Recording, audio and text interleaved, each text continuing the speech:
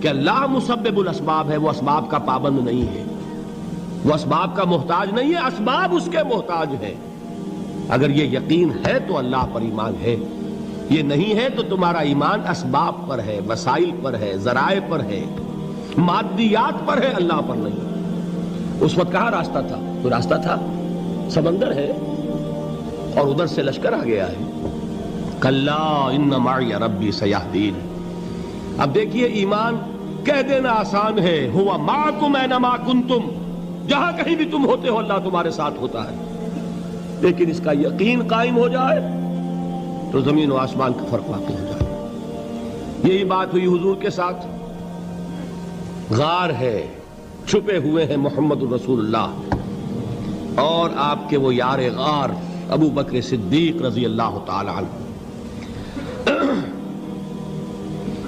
اقبال نے حضرت ابو بکر کی شان میں چند اشعار کہے صرف، لیکن واقعہ یہ ہے کہ بھاری بھاری نظموں پر اور قصیدوں پر بھاری ہے، طویل ترین نظمیں اور قصیدے ہوں ان پر بھاری ہے۔ ہمت ابو بکر کی ہمت جو ہے، کشت ملت را جو ابر، جیسے بارش سے کھیتی اپجتی ہے، ابو بکر کی ہمت اور عزیمت اس امت کو اسی طرح سینچنے والی ہے۔ ثانیے اسلام و غار و بدر و قبر، وہ دوسرے تھے اسلام میں، دوسرے پہلے کون تھے؟ انا اول المومنین، حضور فرماتے ہیں سب سے پہلا ایمان لانے والا میں، دوسرے ابو بکر۔ ویسے ہمارے ہاں یہ چلتا ہے اختلاف، حضرت علی پہلے ہیں کہ حضرت ابو بکر پہلے ہیں، لیکن اس میں بڑی خوبصورت تطبیق قائم کی ہے علماء نے، اور بہت صحیح ہے۔ چار کے بارے میں فیصلہ ہی مت کرو کہ کون پہلے ہے، ان کی ایک عجیب تقسیم کر دی ہے۔ آزاد مردوں میں، بالغ مردوں میں سب سے پہلے ابو بکر، بچوں میں سب سے پہلے علی، خواتین میں سب سے پہلے خدیجہ، اور غلاموں میں سب سے پہلے زید ابن حارثہ۔ بڑی پیاری تقسیم ہے، یہ چاروں ہی پہلے ہیں، ہر ایک کے لیے اولیت ہے۔ اور واقعہ یہ ہے کہ اگر زمانی اعتبار سے تعین ہوگا تو پہلے خدیجۃ الکبریٰ آئیں گی رضی اللہ تعالی عنہ۔ کسی اور سے بات کرنے کی نوبت بعد میں آ سکتی ہے، پہلے تو اہلیہ محترمہ سے بات ہوئی، آتے ہی پہلی وحی ہوئی ہے، ابھی تبلیغ کا حکم نہیں تھا۔ کس کو بتایا واقعہ؟ ابھی اپنی نبوت کی تبلیغ کا تو حکم ہی نہیں آیا۔ واقعہ کس کا ہے؟ وہ خدیجہ کا ہے۔ جب کہا ہے کہ خشیت علی نفسی، مجھے اپنی جان کا اندیشہ ہے، تو کیا جواب دیا خدیجہ نے رضی اللہ تعالی عنہا؟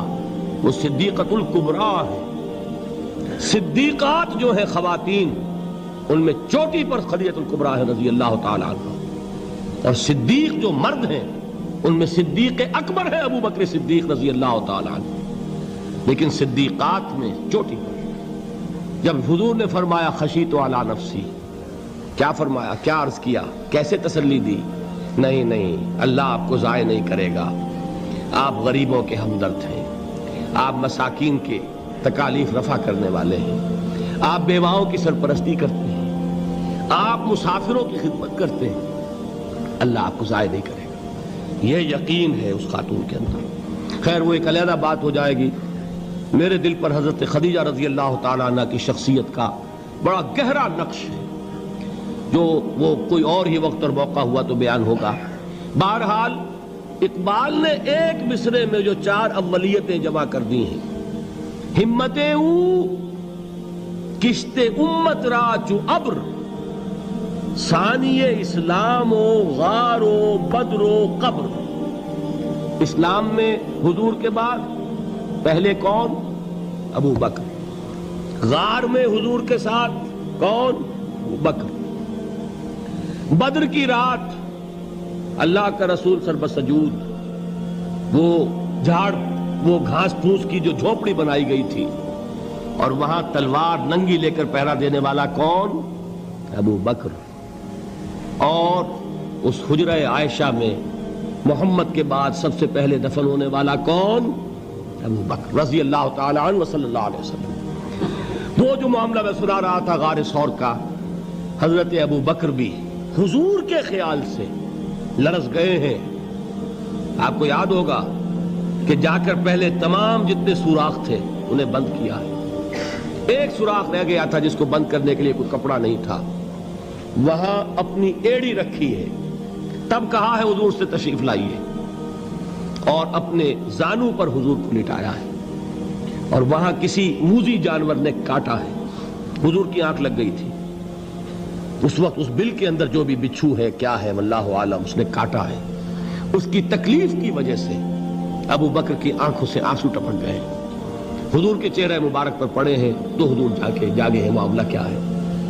ایڑی نہیں ہٹائی وہاں سے, مبادا وہ جانور وہاں سے نکل کر محمد الرسول اللہ کو کوئی گزن پہنچا دے.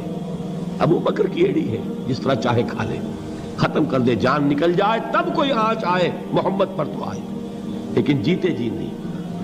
وہ ہے ابو بکر. حضور کے خیال سے اس وقت حضور نے پھر اپنا لعاب دہن لگایا ہے, اور اس سے پھر آپ کی تکلیف ختم ہوئی. جیسے خیبر میں حضرت علی کی آنکھ دکھ رہی تھی, اس کو جو شفا حاصل ہوئی ہے وہ بھی حضور کے لعاب دہن سے ہوئی. تو بہرحال اس وقت انہوں نے کہا ہے کہ اے نبی یا رسول اللہ, اگر اس وقت ان میں سے کسی نے غیر ارادی طور پر بھی اپنے قدموں کی طرف جھانک لیا تو پکڑے جائیں گے. کیا جواب تھا اللہ کے رسول کا؟ لا تحزن ان اللہ معنا. اللہ ہمارے ساتھ سے, کیوں گھبراتے ہو ابو بکر؟ یہ ہے ایمان باللہ, میرا مالک اللہ, میرا رازق اللہ, میرا محافظ اللہ, میرا مددگار اللہ, میرا پشت پناہ اللہ, میرا دوست اللہ. یہ دوستی ہے اللہ کی جو لب لباب ہے, حاصل ہے ایمان کا. اسی کا نام ولایت ہے. اولیاء اللہ کے سروں پر سینگ نہیں ہوتے. جس کے دل میں ایمان راسخ ہو چکا ہو وہی اللہ کا ولی ہے. جسے اللہ پر یقین ہو چکا ہے وہی اللہ کا ولی ہے. جسے یقین ہے اللہ میرے ساتھ ہے, میرا مددگار, میرا پشت پناہ, میرا ساتھی, میرا دوست, میرا محبوب, میرا محب. اللہ اہل ایمان سے محبت کرتا ہے. واللہ یحب الصادقین. ان اللہ یحب الذین یقاتلون فی سبیلہ صفا کانہم بنیان مرصوص. اللہ محبت کرنے والا, اہل ایمان محبوب, اور اہل ایمان محبت کرنے والے اللہ محبوب. والذین آمنوا اشد حبا للہ. آپ تصور کیجئے جسے یہ رشتہ ایمان یا رشتہ ولایت حاصل ہو جائے, الا ان اولیاء اللہ لا خوف علیہم ولا هم یحزنون. آگاہ ہو جاؤ, اللہ کے دوستوں کے لیے نہ کوئی خوف ہے نہ کوئی حزن ہے.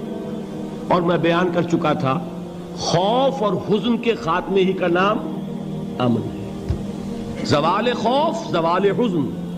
یہ خوف اور حزن کیوں آتے ہیں بار بار؟ اللہ تخافوا ولا تحزنوا, دونوں آ گئے. الا ان اولیاء اللہ لا خوف علیہم ولا هم یحزنون, پھر وہی دو. وہ کیوں ہے؟ خوف ہوتا ہے کسی مستقبل کی بات کا, یہ نہ ہو جائے, وہ نہ ہو جائے, یہ نقصان نہ پہنچ جائے, یہ تکلیف نہ ہو, یہ غضب نہ آ جائے. خوف ہے مستقبل سے. حزن ہے یہ کیوں ہوا, یہ نہیں ہونا چاہیے تھا, یہ میرا فلاں چیز میرے ہاتھ سے جاتی رہی ہے, فلاں موقع نکل گیا, اب بیٹھے ہوئے ہیں اندر ہی اندر کڑ رہے ہیں, صدمہ ہے اور رنج ہے. اور جو اللہ پر ایمان رکھتا ہے وہ جانتا ہے ما اصاب من مصیبت فی الارض ولا فی انفسکم الا فی کتاب من قبل ان نبرأها ان ذلک علی اللہ یسیر لکی لا تعصوا علی ما فاتکم ولا تفرحوا بما آتاکم واللہ لا يحب کل مختال فخور. اس زمین میں یا تمہاری جانوں میں کوئی تکلیف, کوئی مصیبت نہیں آ سکتی سوائے اس کے کہ جو اللہ نے لکھ دی ہو, اس سے پہلے کہ وہ ظاہر ہو. جس کو یہ حقیقت معلوم ہو گئی اس کو یہ طرز عمل اختیار کرنا چاہیے. جو چیز چھن جائے, جاتی رہے, چھوٹ جائے, اس پر افسوس نہ کرو. کس نے چھینی؟ دوست نے. دوست کے فیصلے پر شکایت. دوستی کو بٹا لگا رہے ہو, سرے تسلیم خم ہے جو مزاج یار میں آئے. اگر دوستی ہے تو پھر تو تمہیں گردن جھکانی چاہیے کہ ہر چہ ساقی ماریخت عین الطافست, جو بھی میرا ساقی میرے پیالے میں ڈال دے اس کا کرم ہے.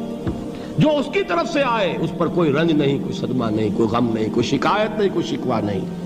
اور جو ہوگا وہ اس کے اذن کے بغیر نہیں ہوگا, اور اس کا اذن ہوگا تو یقیناً میرے لیے خیر ہی خیر ہے, چاہے وہ ناگوار شے ہو, بظاہر مجھے اچھی نہ لگ رہی ہو، میری شارٹ سائٹڈنس میں مجھے وہ نظر آ رہی ہے کہ میرے لیے بری ہے، لیکن قرآن نے کہا ہے عسیٰ ان تکرہوا شیئا وہو خیر لکم وعسیٰ ان تحبوا شیئا وہو شر لکم واللہ یعلم وانتم لا تعلمون۔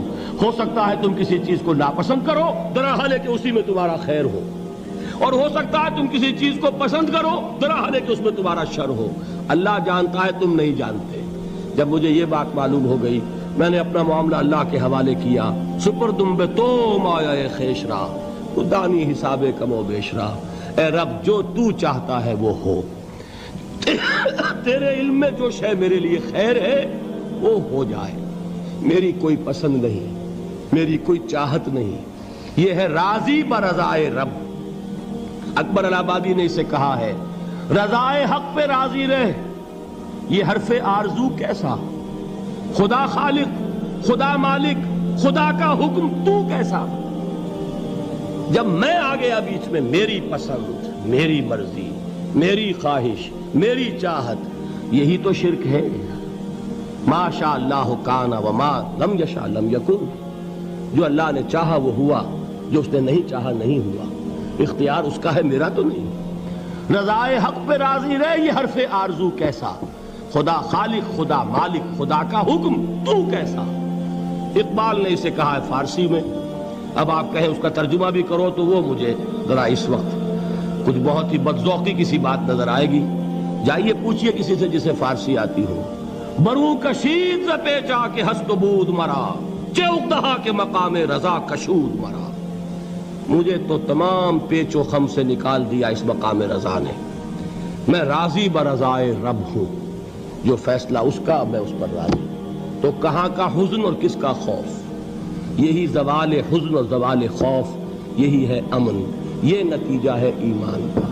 تو جان لیجئے یہ ہے لب لباب، یہ ہے حاصل ایمان کا، یہ ہے تو ایمان ہے، یہ نہیں ہے تو ایمان نہیں۔